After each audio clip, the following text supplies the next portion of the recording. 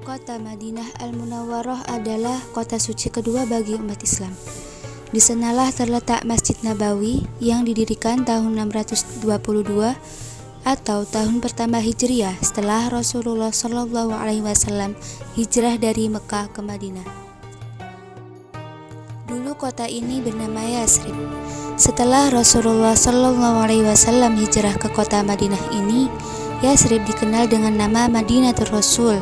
Kemudian orang menyebut kota ini dengan Al-Madinah atau Madinah Al-Munawwarah, yakni kota yang bercahaya.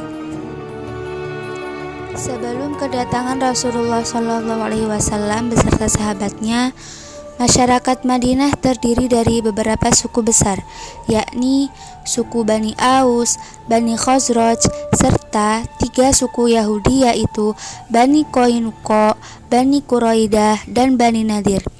Wilayah Madinah dikelilingi oleh gunung dan beriklim gurun, tapi kaya akan air karena banyak lembah tempat berkumpulnya air dari dataran yang lebih tinggi.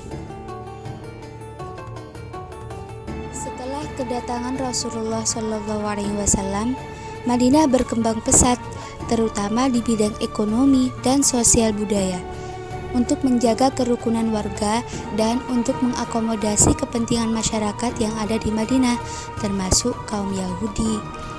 Dibuatlah Piagam Madinah yang mengatur hak dan kewajiban anggota masyarakat.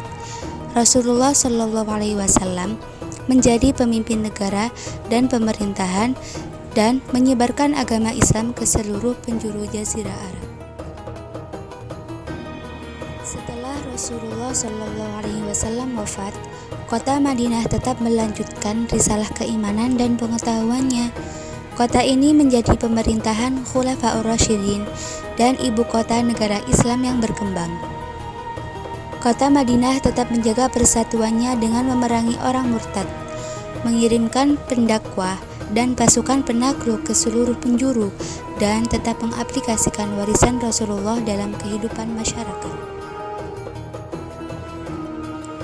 Pada dekade kedua abad ketiga Hijriah, kota Madinah menjadi tujuan umat Islam untuk berziarah ke Masjid Nabawi dan bertemu dengan para ulama besar dunia Islam.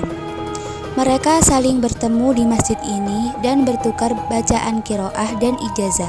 Sebagian lagi berdiam untuk beberapa waktu untuk menyerap pelajaran-pelajaran agama.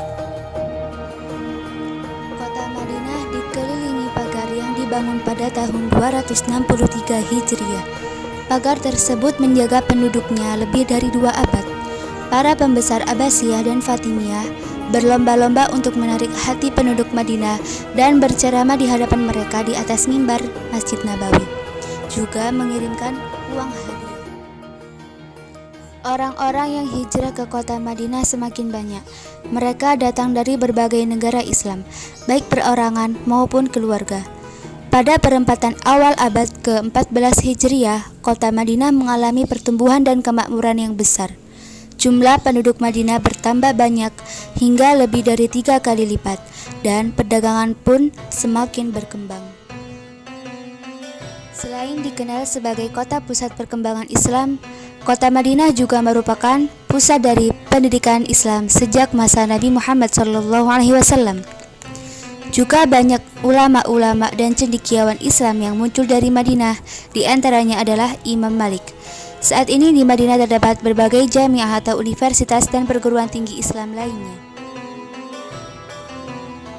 Kini kota Madinah telah terjaga keamanannya dan berada di bawah pelayanan pemerintah Kerajaan Arab Saudi.